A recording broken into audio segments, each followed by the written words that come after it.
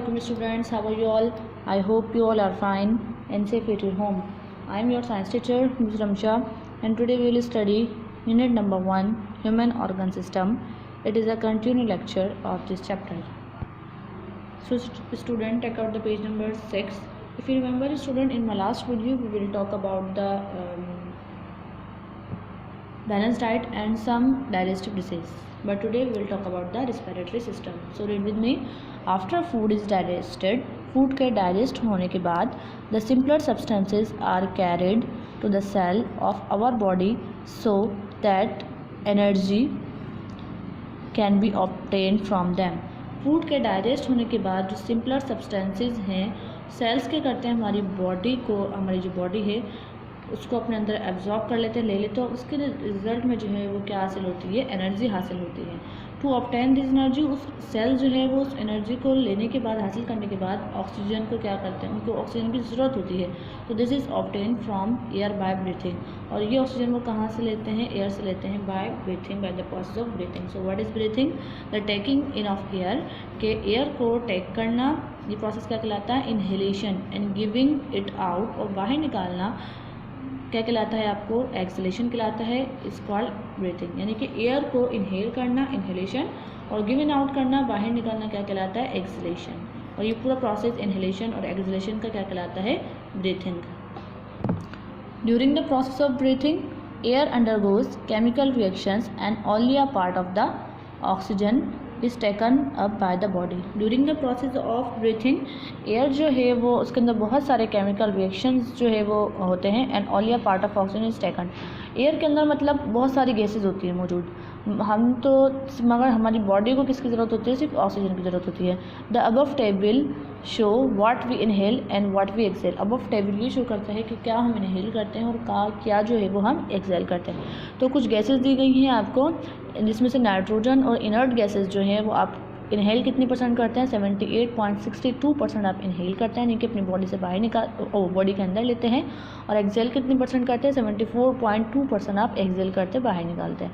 इसी तरीके से ऑक्सीजन जो है वो आप 20.85% जो है वो इनहेल करते हैं, बॉडी के अंदर लेते हैं, और 15.3 के करते हैं, एक्सेल करते हैं। कार्बन डाइऑक्साइड इस तरीके से 0.03% आप इनहेल करते हैं सिर्फ अपनी बॉडी में, और 3.6% जो है वो आप क्या करते हैं, इनहेल करते हैं। और ऑक्सीजन हम कितने, कार्बन डाइऑक्साइड कितने परसेंट एक्सेल करते हैं, 3.6%। अब वाटर जो है वो हम 0.5% इनहेल करते हैं, क्योंकि एयर के अंदर मॉइस्चर भी होता है तो वाटर भी आएगा उसमें, और एक्सेल कितने परसेंट करते हैं, 6.5%।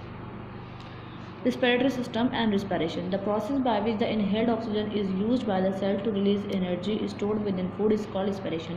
Respiration क्या कहलाता है स्टूडेंट के, ऐसा प्रोसेस जिसमें हम इनहेल्ड ऑक्सीजन जो ले रहे हैं, हमारी बॉडी के अंदर जो सेल्स हो गए वो इस ऑक्सीजन को क्या कर लेंगे, यूज़ करेंगे और एनर्जी को रिलीज़ करेंगे। और वो एनर्जी कहाँ से हासिल होगी, हमारे फूड के अंदर वो एनर्जी स्टोर हो जाएगी, ठीक है। और ये प्रोसेस जो है वो क्या कहलाता है, respiration. The respiratory system is a set of organs that performs the function of respiration efficiently. Respiratory system के अंदर जो है वो सेट ऑफ ऑर्गन्स, काफ़ी सारे ऑर्गन्स पाए जाते हैं जो कि प्रॉपर फंक्शन को परफॉर्म करते हैं efficiently. Components of the respiratory system and its process. The organs of the respiratory system are nose, pharynx, trachea, bronchi, bronchioles, lungs. We shall now study how this function, कि हम पढ़ेंगे कि इसका function क्या है। सबसे पहला आपके पास कंपोनेंट क्या है, नेजल कैविटी है, उसके बाद ट्रेकिया है आपके पास, ये ब्रोंकाई है, ये ब्रोंकियोल्स हैं, और ये आपके पास लंग्स है, left lungs and right lungs. The process of respiration begin where air enters the body through the knows.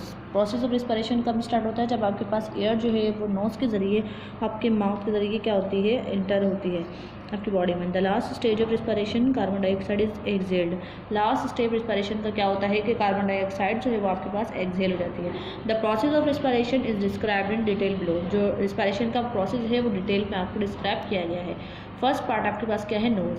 Air enter our nose through nostril. आपके जो नथने होते हैं नाक के, उसे हम नॉस्ट्रिल्स बोलते हैं, तो एयर जो है वो इंटर होती है थ्रू नॉस्ट्रिल्स के जरिए। The air in the nostril is filtered. जो नोस्ट्रल के अंदर जो एयर है वो फिल्टर हो जाती है, मॉइस्चर उसके अंदर मॉइस्चर शामिल रहता है, एंड वार्म वो थोड़ी गर्म हो जाती है before entering the lungs, lungs में एंटर होने से पहले।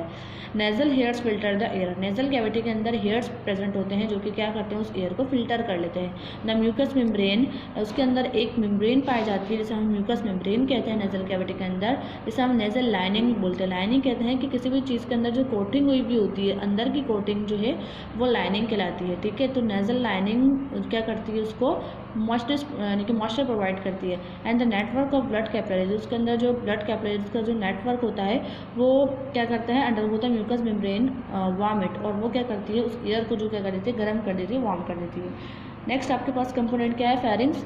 The air from the nasal passage enter the pharynx, nasal cavity passage के बाद एयर जो है वो फेरिंग्स में एंटर होती है, which is a long tube, जो एक लॉन्ग ट्यूब है, नॉन एज थ्रॉट, क्या कहलाती है, थ्रॉट यानी कि गला। फ्रॉम द फेरिंग्स, फेरिंग्स के बाद the air passes through the लैरिंग्स, कहाँ पहुँच जाती है, लैरिंग्स में, जिसे हम अपना वॉइस बॉक्स भी बोलते हैं, जहाँ से हमारी आवाज़ आती है। We are able to speak when the air passes through the larynx, हम बोलने के काबिल इसलिए होते हैं क्योंकि एयर जो है वो लैरिंग्स के जरिए पास होती है। ट्रैकिया, ट्रैकिया क्या है आपके पास, ये थर्ड कंपोनेंट है रिस्पिरेटरी सिस्टम का।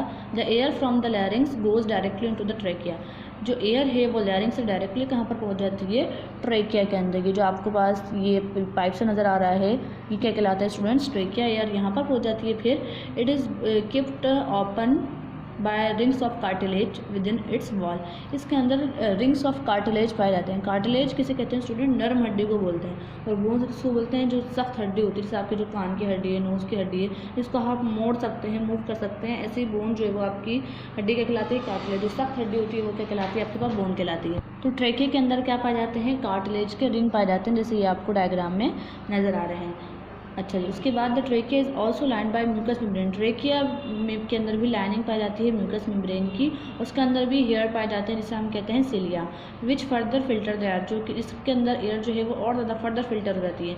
व्हेन पीपल स्मोक, अगर पीपल जो है वो स्मोक करते हैं, द सिलिया स्टॉप मूविंग, तो सिलिया क्या करते हैं, मूव करना स्टॉप कर देते हैं, और फिर वो एयर को भी फिल्टर नहीं करते।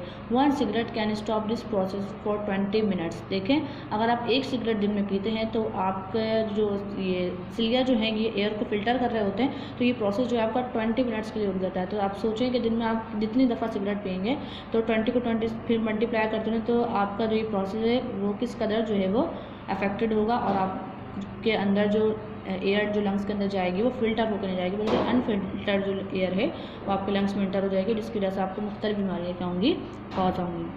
Next is bronchi, it is the middle of the chest, ये चेस्ट का मिडल होता है। The trachea divides into 2 narrow cartilage ring tubes are called bronchi which are also lined by ciliated sales.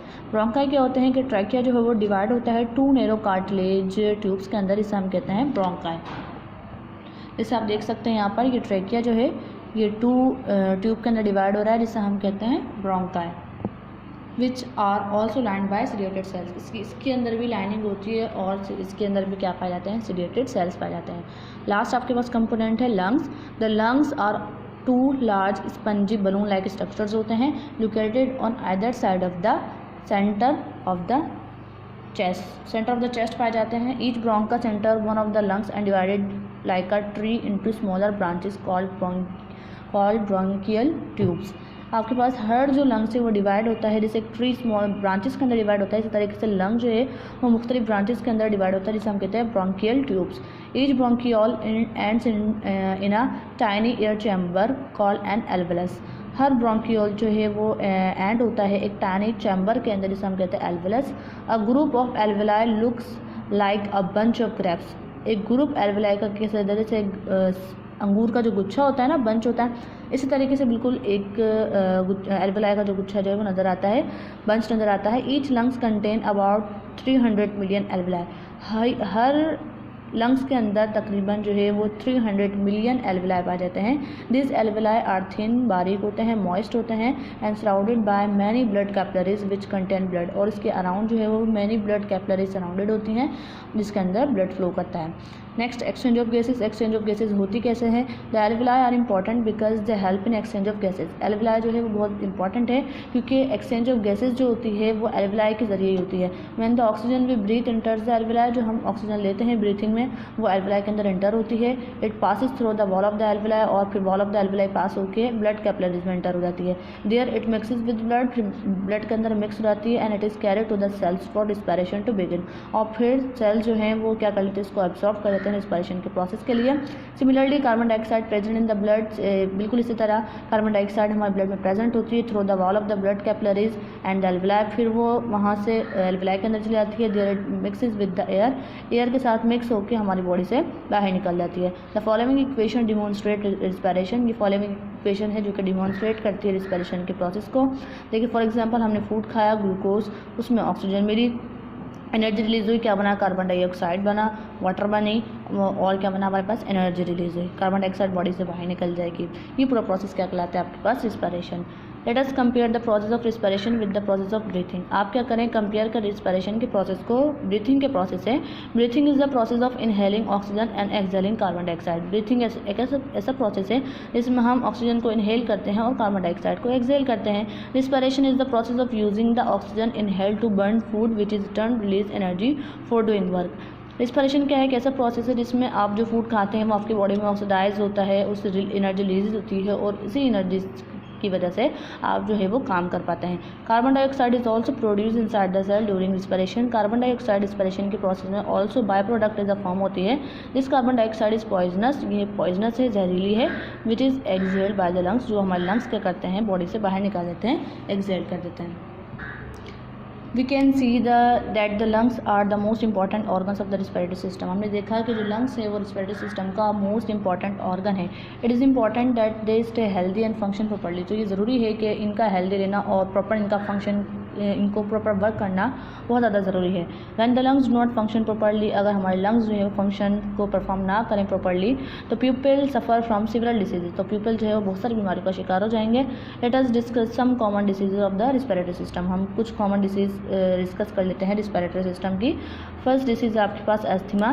Some people are allergic due to particles of dust, smoke और pollen. कुछ people को आपने देखा होगा, लोगों को एलर्जी वगैरह होती है डस्ट से, स्मोक से, तो ठीक है। तो this means that when they are where this the dust particle enter their lungs, they irritate the muscles of the bronchioles। क्या होता है कि जो डस्ट पार्टिकल्स हैं ये लंग्स के अंदर इंटर हो जाते हैं और आपके जो ब्रोंकियोल्स के जो मसल्स हैं उसको इरिटेट करते हैं। इसके रिजल्ट में क्या होता है, इसके रिजल्ट में क्या होता है आपके पास, as a result the bronchioles become narrower, कि ब्रोंकियोल्स क्या हो जाता है, जो है वो छोटा हो जाता है, पतला हो जाता है।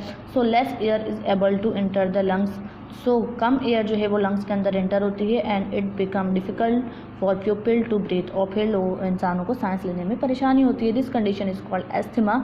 इस कंडीशन को हम एस्थमा बोलते हैं। More and more people are suffering from asthma. ज़्यादा से ज़्यादा लोग जो हैं वो दुनिया में एस्थमा का शिकार हैं because of pollution in the environment, क्योंकि इन्वायरमेंट में बहुत ज़्यादा पोल्यूशन है जिसकी वजह से ज़्यादातर लोग एस्थमा का शिकार हैं। To overcome this condition patient are given oxygen through oxygen cylinder.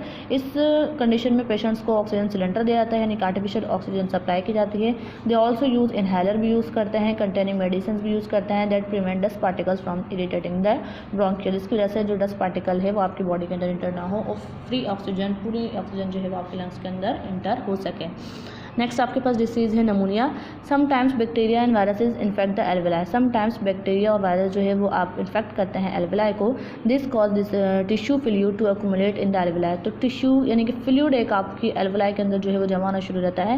When the alveoli become filled with fluid, जब एल्वेलाई इस फ्लूइड से फिल्ड हो जाता है, ऑक्सीजन और कार्बन डाइऑक्साइड जो है वो पासिस नहीं हो पाती एल्वेलाई में और ब्लड कैपिलरीज में। इस कंडीशन को हम क्या बोलते हैं, नमूनिया। It can be cured by taking antibiotics, और ये ठीक हो सकती है अगर हम एंटीबायोटिक्स ले ले तो। नेक्स्ट आपके पास है ब्रोंकिटिस। व्हेन केमिकल्स और cigarette smoke enter the lungs. अगर कुछ केमिकल्स और सिगरेट वगैरह का जो स्मोक है वो आपके लंग्स में इंटर हो जाए, they irritating the lining of the trachea. जो ट्रेकिया, ब्रोंकस और ब्रोंकियोल की जो लाइनिंग है उसको क्या होती है, बहुत इफेक्ट होती है, वो स्वलन होना शुरू हो जाती है and the air passage become narrow. और एयर जो पैसेज है, एयर जो पास होने का रास्ता है वो नैरो जाता है, छोटा जाता है। They are is able to pass through and breathing become difficult. Air जो है वो सही से पास नहीं हो पाती और हमें ब्रीथिंग लेने में बहुत डिफिकल्टी पेश होती है। होती है।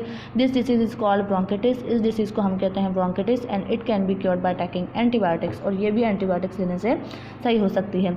नेक्स्ट लास्ट आपके पास tuberculosis, certain kinds of bacteria can enter the lungs and causes lumps of tissues can be to be formed. सर बाज़ दफ़ा क्या होता है कि बैक्टीरिया जो है वो आपके लंग्स में एंटर हो जाता है और लम्प्स कहते हैं गुटले टाइप के, टिश्यू के गुटले टाइप आपके जो है आपके लंग्स में फॉर्म होना शुरू हो जाते हैं। The person suffers from cough and eject septum. तो क्या होता है कि आपके पास जो पर्सन है उसको खांसी वगैरह होती है, सेप्टम कहते हैं थूक को, और वो क्या करता है बार बार अपने मुंह से थूक को इजेक्ट कर रहा होता है, बाहर निकाल रहा होता है। Some blood is ejected along with sputum. Sometimes क्या होता है कि इस थूक के साथ आपके साथ ब्लड भी निकल रहा होता है, तो जिससे आप आम अल्फाज में आप इसको टीबी भी कहते हैं, टीबी भी कहते हैं। Taking BCG vaccine can prevent TB. आप BCG वैक्सीन है, आप टीबी में बहुत प्रिवेंट है, ये अच्छी है, आप इस वैक्सीन को ले सकते हैं। But if a person become infected he she should undergo and complete a 6 month treatment with can completely cure the disease. इसका टीबी का पूरा ट्रीटमेंट होता है जो कि 6 मंथ का होता है। अगर ये आप कम्प्लीटली ट्रीटमेंट लेंगे तो इंशाल्लाह आप जो है वो टीबी की बीमारी से बहुत जल्दी छुटकारा हासिल कर लेंगे। Hopefully student you understand my lecture. Inshallah we will meet you in another video with another topic. Till then, take care and Allah Hafiz.